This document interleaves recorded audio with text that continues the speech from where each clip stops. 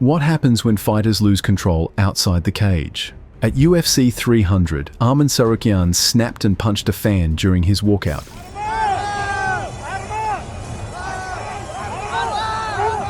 A moment that cost him a $25,000 fine, a 9-month suspension, and delayed his title shot, even though he still beat Charles Oliveira. Then there was Igor Severino, who shocked fans by biting his opponent mid-fight, leading to an immediate disqualification and being cut from the UFC. Ali Heibati's actions were even more extreme, kicking a ring girl and sucker punching his opponent, resulting in a lifetime ban. These moments show MMA isn't just about skill inside the cage, it's about control outside it, where one wrong move can ruin a career. If you want more wild MMA stories, make sure to subscribe now. This wasn't just any fight week drama. This was UFC 300, one of the biggest events in MMA history. But Arman Tsarukyan made headlines for all the wrong reasons. During his walkout for a high-stakes bout against Charles Oliveira, Tsarukyan was greeted by an unruly fan in the Las Vegas crowd who flipped him off. Tsarukyan snapped, literally, and threw a punch. The Nevada State Athletic Commission didn't take it lightly. He was hit with a 9-month suspension and a $25,000 fine. Add in a $471 fee, and that's a chunk taken out of the $31,600 he earned that night. According to the NSAC, things could have been catastrophic, warning that next time, the punishment will be even worse. Ironically, Tsarukyan still went on to beat Charles Oliveira by split decision, making it his 4th straight win and pushing his record to 22-3. But the title shot he's been craving, especially against Islam Makhachev, got delayed. There's a twist though. CBS Sports reported that Tsarukyan can cut his suspension by 3 months if he films an anti-bullying PSA. His manager confirmed he's on board. Arman appreciates the NSAC's dealings and looks forward to producing an anti-bullying PSA and competing for a UFC lightweight title before the end of the year.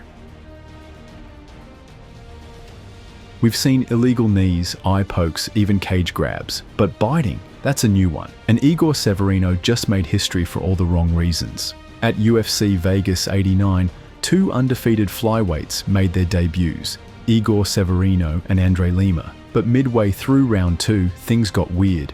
And honestly, kind of disturbing. While trying to get a takedown, Severino bit Lima on the inside of the left bicep. Lima instantly yelled in pain, and referee Chris Tognoni stopped the fight.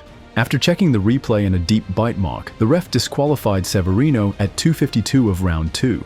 Dana White wasted no time. Severino was immediately cut from the UFC roster. Even worse, Severino denied the bite, but the proof was right there on Lima's arm. It was clear, it was dirty, and it was inexcusable. But Lima handled it like a pro. Speaking with Paul Felder afterward, he said, "At one point you saw with the elbows, I was able to hit him really hard. Then you saw he bit me.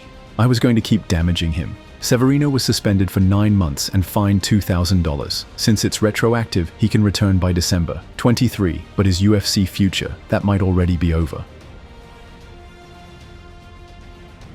Ever heard of a fighter getting suspended after retiring? Well, Chael Sonnen pulled it off, and it's one of the strangest stories in MMA history. So, what happened? On July 23, 2014, the Nevada State Athletic Commission handed Sonnen a 2-year suspension for failing 2 random drug tests. The kicker?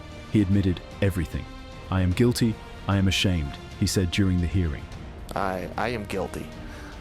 I'm ashamed. But here's where it gets wild. Sonnen had 5 banned substances in his system, including HGH, EPO, anastrozole, and clomiphene. He claimed they were all prescribed, but when the commission noticed they came from 3 different doctors, they asked, was he shopping for performance enhancers? Sonnen said no, but what do you think? Honest mistake or calculated move? Despite calls for a lifetime ban, the NSAC went with 2 years. Fox Sports had already fired him weeks earlier, and even after everything, Sonnen agreed to help educate other fighters. Redemption arc?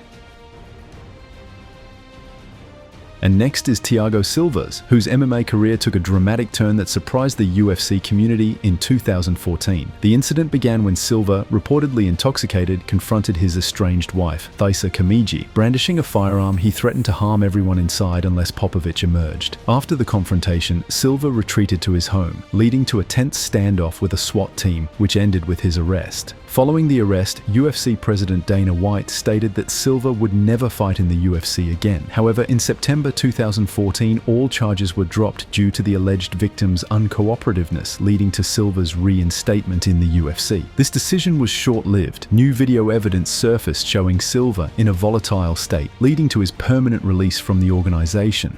Silva's suspension is one of MMA's most controversial, exposing the complexities of legal and organizational decisions in sports. Muhammad Mokaev was undefeated, climbing the flyweight ladder, and had just scored a solid win over Manel Kape at UFC 304. But right when it looked like he'd push into title contention, boom, gone. His contract ended and the UFC didn't re-sign him. No warning, no explanation, just silence. Fans were stunned. This wasn't your usual cut. Some blamed his heavy grappling style, saying it wasn't UFC exciting. Others brought up his heated hotel confrontation with Kape before the fight. But it got even messier.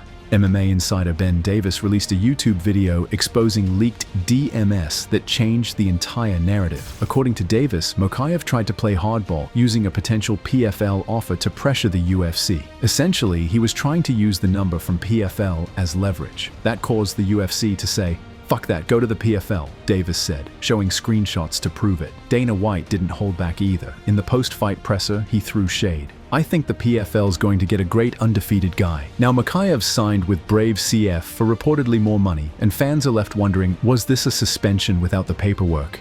Because when you get iced out like that, maybe it's not about rules, maybe it's about power. This might be one of the weirdest suspensions in MMA history, not because of what Lyoto Machida did, but because of why it happened.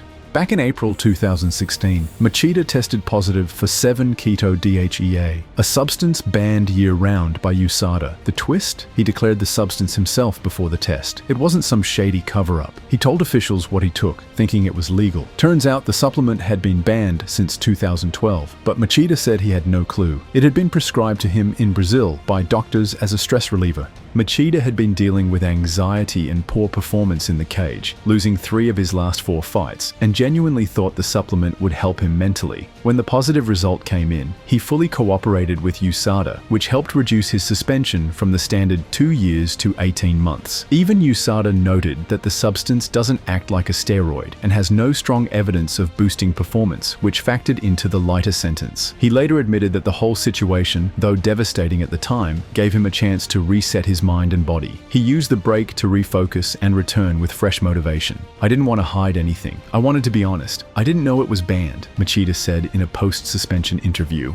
From walkout punches to biting and even lifetime bans, MMA doesn't just deliver chaos inside the cage. These stories prove that one wrong move can cost fighters everything: money, reputation, and even their careers. But what do you think? Was Arman Tsarukyan's suspension fair? Should Muhammad Mokaev have stayed in the UFC? And how does Ali Heibati ever come back from that? Drop your thoughts in the comments. We're reading all of them. If you enjoyed the video, make sure to hit that like button, subscribe for more wild MMA stories, and turn on notifications so you never miss a moment. Thanks for watching, and we'll see you in the next one.